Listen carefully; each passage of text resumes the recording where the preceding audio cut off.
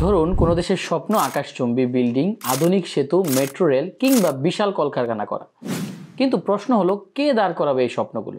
কেবল কি শুধু নকশার প্ল্যান বানালেই মানুষ এগুলো তৈরি করে ফেলতে পারবে?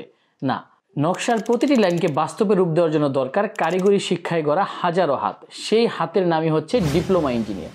আন্তর্জাতিক প্রেক্ষাপটের কথা চিন্তা করলে চীন যখন দারিদ্র্য থেকে উঠে দাঁড়াচ্ছিল, ঠিক তখনই তারা একটা সিদ্ধান্ত নিয়েছিল। 1978 সালে চীন তাদের অর্থনৈতিক সংস্কারের পথে পা রাখে। দেশটি বুঝতে পারে শুধুমাত্র সাধারণ শিক্ষা দিয়ে উন্নতি সম্ভব নয়, প্রয়োজন দক্ষতা ও প্রযুক্তিগত জ্ঞান সম্পন্ন জনশক্তি। তাই 1985 সালে চীনা সরকার একটি নীতি প্রণয়ন করে, যার মাধ্যমে উচ্চ মাধ্যমিক শিক্ষার প্রায় অর্ধেক শিক্ষার্থীকে কারিগরি ও পেশাদার শিক্ষা গ্রহণে উৎসাহিত করা হয়।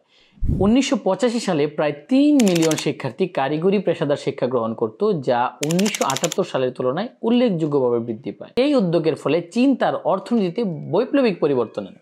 বিশ্বের বৃহত্তম রেলওয়ে নেটওয়ার্ক, দ্রুত নির্মাণ শিল্প এবং আধুনিক প্রযুক্তি খাতে দক্ষ জনশক্তি গড়ে ওঠে তাদের। আজকের চীনা মিরাকলের পিছনে এই কারিগরি শিক্ষার অবদান অনস্বীকার্য। অপরদিকে জার্মানি আজ বিশ্বের সবচেয়ে শক্তিশালী শিল্প দেশগুলোর মধ্যে একটি, কিন্তু তাদের সাফল্যের পিছনে লুকিয়ে আছে একটি সহজ কিন্তু শক্তিশালী রহস্য। সেটি হচ্ছে ডুয়েল এডুকেশন সিস্টেম। এখানে ছাত্ররা শুধু ক্লাসে বই পড়ে না, তারা একই সঙ্গে কারখানায় গিয়ে কাজ শেখে, বাস্তব অভিজ্ঞতা অর্জন করে। তাই তথ্য আর বাস্তবের মধ্যে সম্পর্ক বুঝতে তারা খুব দ্রুত সক্ষম হয়। ফলাফল কি?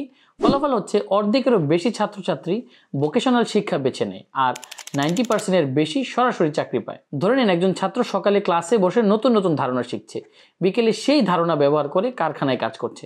কয়েক মাসের মধ্যেই সে বইয়ের জ্ঞান নয়, বাস্তব জীবনের অনেক দক্ষতাই সে কিন্তু পেয়ে যায়। এই দক্ষতাই জার্মানিকে বিশ্বের শক্তিশালী শিল্পগুলোর মধ্যে একটিতে পরিণত করেছে। এখানেই বোঝা যায় পড়াশোনার কাজ একসাথে চললে শিক্ষার্থী সত্যিই দক্ষ হয়, আরও দেশ এগিয়ে দেয়। অন্যদিকে 60-এর দশকে দক্ষিণ কোরিয়া ছিল একটি দরিদ্র দেশ। দেশের জনসংখ্যার বড় অংশ কৃষি নির্ভর জীবনযাপন করত, আর শিল্প ও প্রযুক্তিতে দেশ পিছিয়ে ছিল সবচেয়ে বেশি। তবে দেশটি দ্রুত উন্নতির পথে এগোতে চেয়েছিল। তাদের সাফল্যের মূল চাবিকাঠি ছিল ভোকেশনাল ও ডিপ্লোমা শিক্ষা। সরকারের উদ্যোগে শিক্ষা ব্যবস্থায় কারিগরি ও পেশাদার শিক্ষাকে বাধ্যতামূলক করা হয়, যার ফলে আজ আমরা দেখছি আজ দক্ষিণ কোরিয়া কেবল প্রযুক্তি নয়, ইলেকট্রনিক্স জায়ান্ট, দক্ষ জনশক্তির জন্য বিশ্বে পরিচিত। ঠিক একইভাবে সিঙ্গাপুর বলছে, আমাদের সম্পদ নেই কিন্তু আমাদের দক্ষতা আছে, আর সেই দক্ষতায় বড় করে সেই ভরসায় সিঙ্গাপুর আজ এশিয়ার অর্থনৈতিক শক্তি। বাংলাদেশ আজ দ্রুত এগিয়ে চলছে, বিশেষ করে গার্মেন্টস শিল্প, যা দেশের রপ্তানির 80%-এর বেশি যোগান দেয়। সেখানে প্রতিদিন হাজারো ডিপ্লোমা শিক্ষার্থী। তারা শুধু শ্রমিক নয়, তারা শিল্পকে ধারণ করে। উৎপাদন শক্তির মূল চালিকা শক্তি তারা।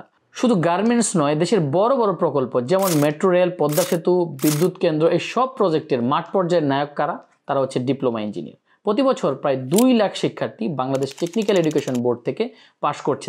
তাদের দক্ষতা আর প্রজেক্ট বাস্তবায়নের অবদানই আজ দেশের শিল্প অবকাঠামো ও প্রযুক্তিতে এক বিশাল ভরসা। ডিপ্লোমা শিক্ষার্থীরাই দেশের অর্থনৈতিক ও প্রযুক্তিগত উন্নতির পেছনে সবচেয়ে বড় শক্তি। গবেষণার দিকে যদি আমরা তাকাই, গবেষণার তথ্য অনুযায়ী ইন্টারন্যাশনাল লেবার অর্গানাইজেশন ILO বলছে, প্রতি 1% দক্ষ জনশক্তি বাড়লে সে দেশের জিডিপি বাড়ে প্রায় 0.7%। অপরদিকে OECD রিপোর্ট বলছে, যে দেশগুলো ভোকেশনাল শিক্ষায় বেশি বিনিয়োগ করে তাদের শিল্প উৎপাদন 2 গুণ বাড়ে।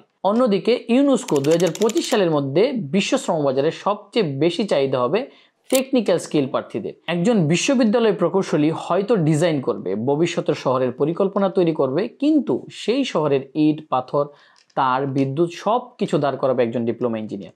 আজ আমরা দেশের যে বড় স্বপ্ন দেখি, কিন্তু সেই স্বপ্ন বাস্তবায়ন হয় তাদের হাত ধরেই, যারা পরিশ্রম, দক্ষ এবং উদ্যমী ডিপ্লোমা ইঞ্জিনিয়ার।